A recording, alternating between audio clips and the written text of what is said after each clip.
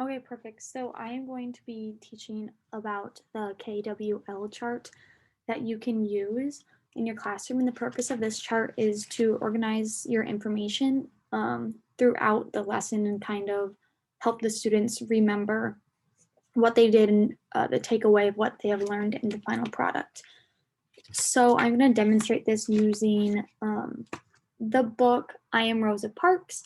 So as you can see here on the side of my screen, I have the KWL chart, and on the bottom or right below that, I see topic. So I know that my book is about Rosa Parks, so I'm going to type that in on the topic section of my worksheet. And then in the KWL chart, the K stands for what I already know, W is what I want to know, and the L is what I have learned.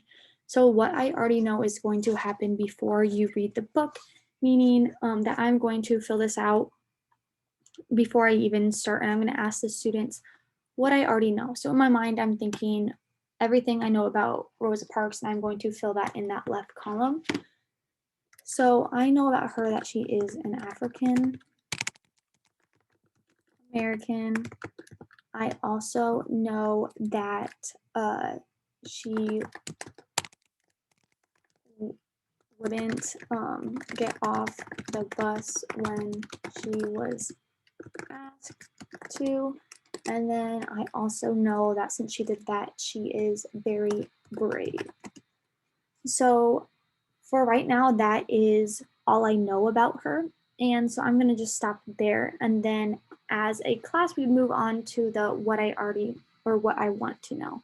So in my mind, then I'm thinking about what I want to learn from this book, I Am Rosa Parks. So some things that I don't already know and what I want to learn would include I would love to know why she didn't get up from her seat. Another thing I would like to know is where she was at, city-wise. I don't know where she was at. And then how old was she? And this would be a time where I'd be asking my students and they would be filling out this chart and I would just be the one facilitating the conversation. Another thing I'd also want to know is maybe I'd want to know, does she have any siblings?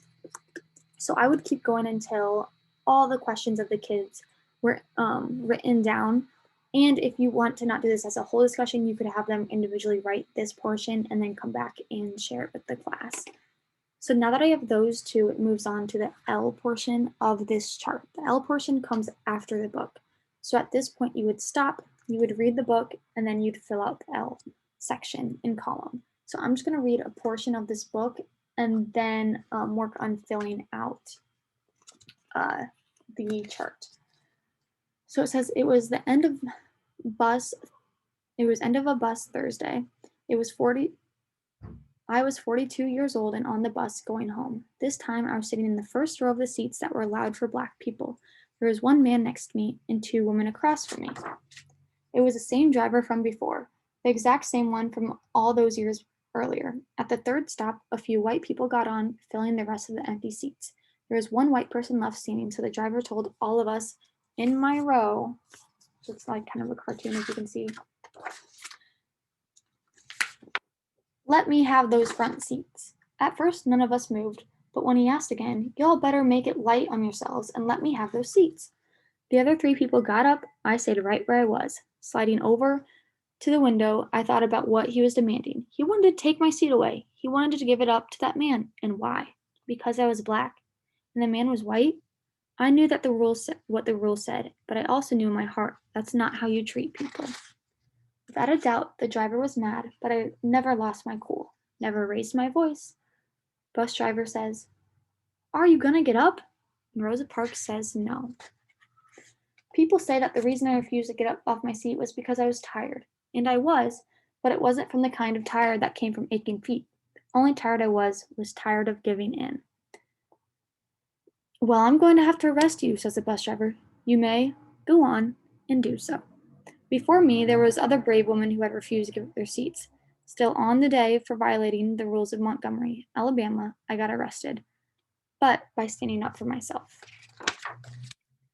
I ignited a movement. From there, the Montgomery bus boycott began.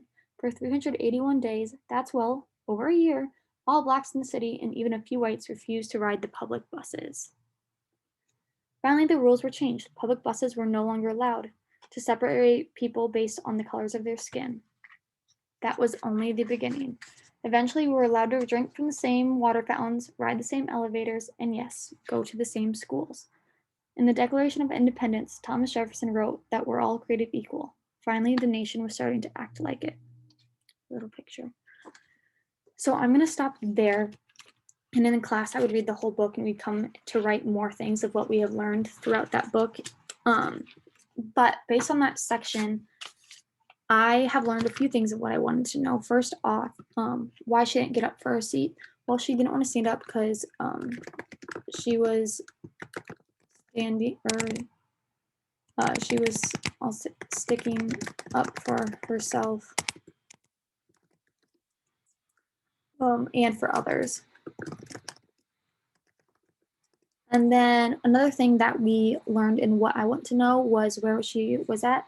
She was from, or in Montgomery, Alabama. And how old was she? It said in the book right when it began that she was 42 years old when that happened. And when I see on that next question, it says what I want to know, it doesn't say that how many siblings she has. So we'll just ignore that question, and then after the lesson, we can even look up more, or the end of the book could have said that or the beginning, but for this portion, we just read that section. So through this demonstration, it shows how the students can start in the beginning, stating what they already know, and then they can make predictions and fill out information of what they've always wanted to know about Rosa Parks, kind of the gaps in their learning. And then through reading the book, or in a different case, it might be a full-on lesson with the students, they can come back to this chart and fill in what they have already learned. And as a teacher, you can gauge the areas that you still may need to fill in their learning and the gap that might be there.